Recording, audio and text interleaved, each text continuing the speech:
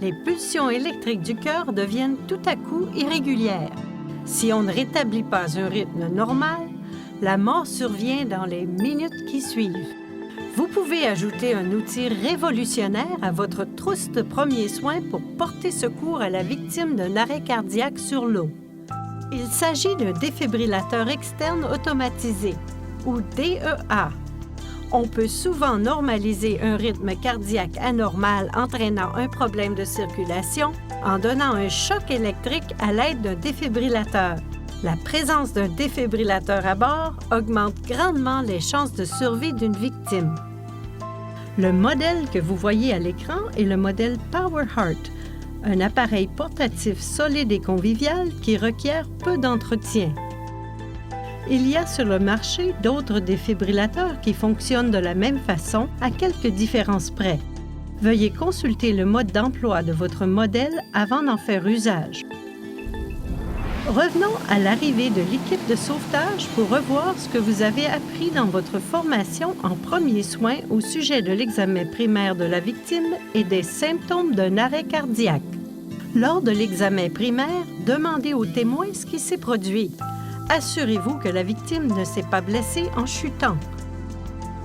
Il faut aussi prendre ces mesures avant d'utiliser un défibrillateur. Positionnez doucement le patient sur le dos s'il ne l'est pas déjà. Mettez vos gants, vérifiez la respiration et le pouls. D'habitude, si la victime a les lèvres mauves ou la peau très pâle ou bleue, la circulation sanguine est déficiente. Si la victime ne respire pas et n'a pas de pouls, commencez immédiatement la RCR. Main sur la poitrine de la victime, commencez les compressions efficaces et rythmées. Ceci est essentiel. Vous devez maintenir la circulation du sang pour que la victime ait une chance de survie. Pendant ce temps, demandez à un membre d'équipage de préparer le défibrillateur. Après 30 compressions accompagnées d'insufflation, desserrez ou retirez vite les vêtements de la victime afin qu'elle ait la poitrine nue. Au besoin, essuyez-lui la poitrine pour en éliminer l'eau ou la sueur. Enlevez les timbres de nitroglycérine ou de nicotine qui pourraient causer des brûlures à la victime. Si la poitrine est poilue, vous devez, à l'aide du rasoir jetable, raser la zone où se trouvera l'électrode. Autrement, le contact pourrait être insuffisant. Assurez-vous aussi que le plancher où se trouve la victime est relativement sec. La victime et les secouristes ne devraient pas être dans une flaque d'eau lors de l'utilisation du défibrillateur. Il faut essuyer l'eau ou déplacer le patient. On peut employer le défibrillateur dans des conditions comme la pluie et la neige, mais il faut toujours faire preuve de bon sens quand on s'en sert. Au cours de ces étapes, demandez à un autre secouriste d'ouvrir le couvercle du défibrillateur. Retirez le sachet carré en alu du couvercle de l'appareil. Ce qui le met en marche automatiquement. En suivant le pointillé, ouvrez la pochette suffisamment pour pouvoir en retirer l'électrode. Il n'est pas obligatoire de totalement retirer les fils de la pochette pour pouvoir s'en servir. Déchirez le sachet sur la ligne pointillée et sortez les électrodes. Saisissant le coin clairement marqué de l'électrode, décollez l'électrode de l'autocollant. Attention de ne pas toucher à la surface de l'électrode ou de ne pas laisser les fils y adhérer. Des fils entre l'électrode et la peau pourraient causer une brûlure. Appuyez fermement l'électrode sans la protection plastique sur le patient, exactement comme illustré. On peut placer l'électrode sur l'un des deux endroits indiqués. Le positionnement sur la poitrine est critique, mais l'une ou l'autre électrode peut se trouver aux emplacements prévus. Certains défibrillateurs requièrent le positionnement de chaque électrode dans un ordre précis. Pour placer les électrodes sur la poitrine, suivez le diagramme qui se trouve sur l'emballage. Placez une électrode sur le côté droit de la victime, dans le cadre de la clavicule, au-dessus de la ligne des mamelons. Appuyez fermement. Puis séparez la protection plastique bleue de la seconde électrode blanche. Appliquez la seconde électrode à l'endroit opposé, exactement comme illustré. Décollez l'électrode de l'autocollant et placez-la sur le côté intérieur gauche de la poitrine, selon le schéma. Si vous entendez cette directive, vérifiez les électrodes.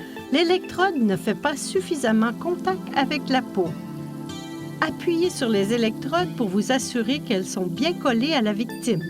Si le message d'erreur se répète, retirez les électrodes et remplacez-les par de nouvelles électrodes. Ne pas toucher le patient. Analyse du rythme cardiaque. Veuillez patienter. Lorsque vous entendez ce message, assurez-vous que personne ne touche à la victime. Il est important d'éviter de toucher à la victime quand le défibrillateur fait cette analyse. Préparation du choc.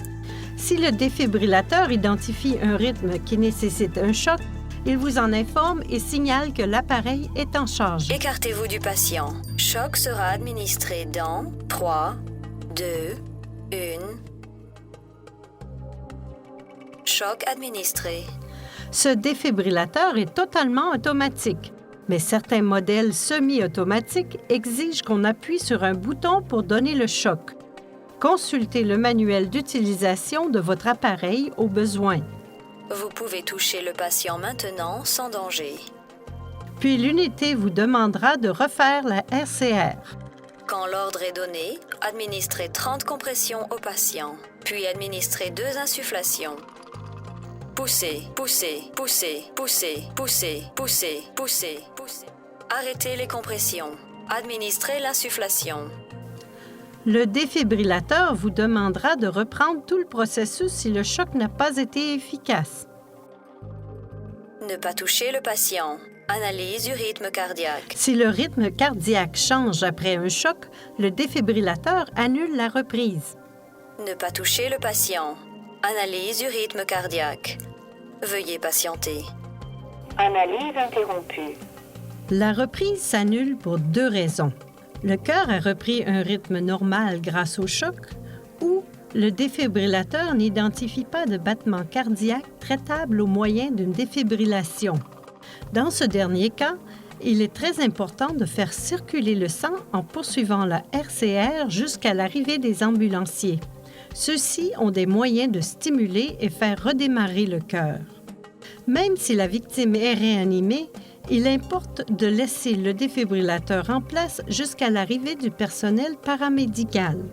L'unité continuera de surveiller la victime au cas où elle ait encore besoin de défibrillation. La victime peut ensuite être placée sur une civière ou une planche dorsale pour le transport vers le quai.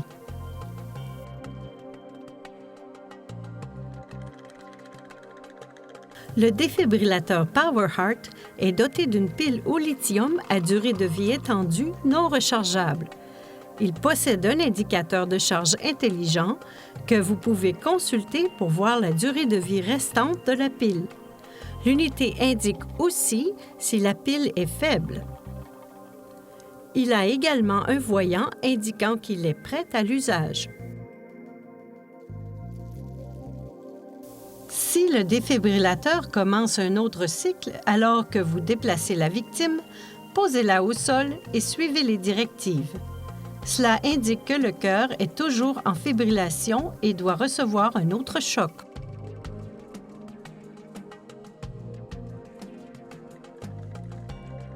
Le matériel suivant devrait toujours accompagner votre défibrillateur. Une serviette, des ciseaux à bourron, un rasoir jetable, un masque de RCR, des pansements et des gants jetables faits de matériaux autres que le latex. Les ciseaux servent à retirer les vêtements pour exposer la poitrine.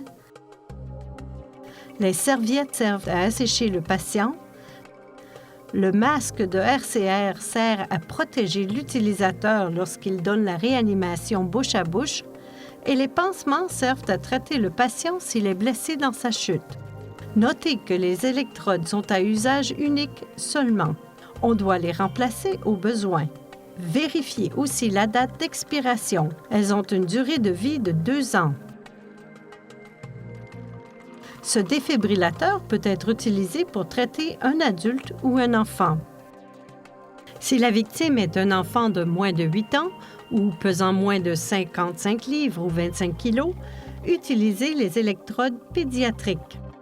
On ne doit toutefois pas retarder le traitement afin de déterminer le poids ou l'âge exact de la victime.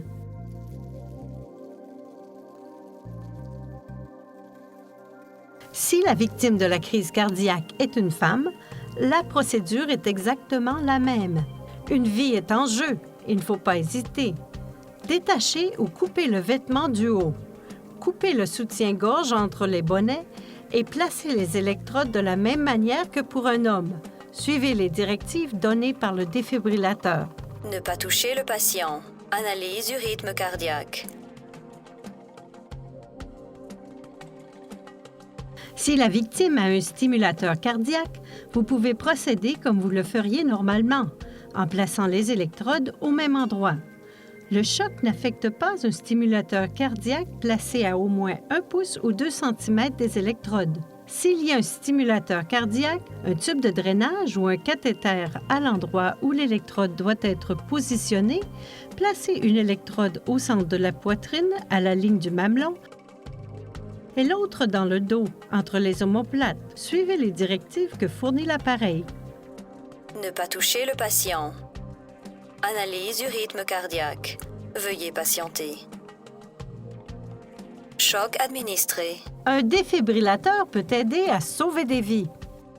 Les sauveteurs devraient revoir les procédures d'emploi de leur unité périodiquement afin de maintenir leur connaissance.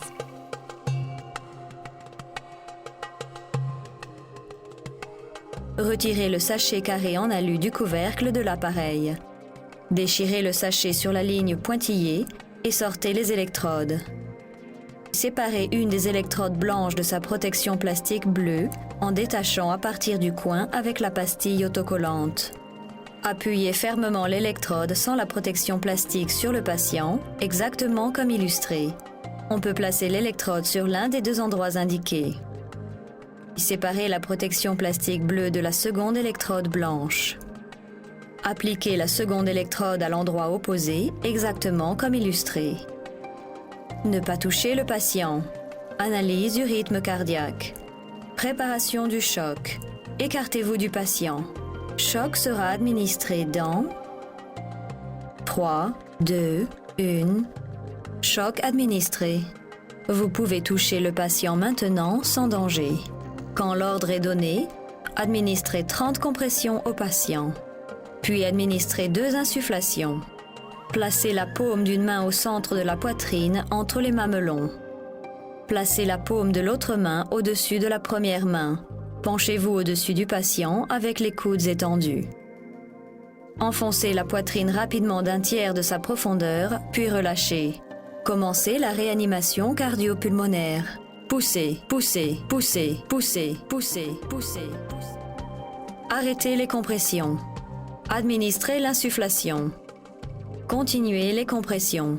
Poussez, poussez, poussez.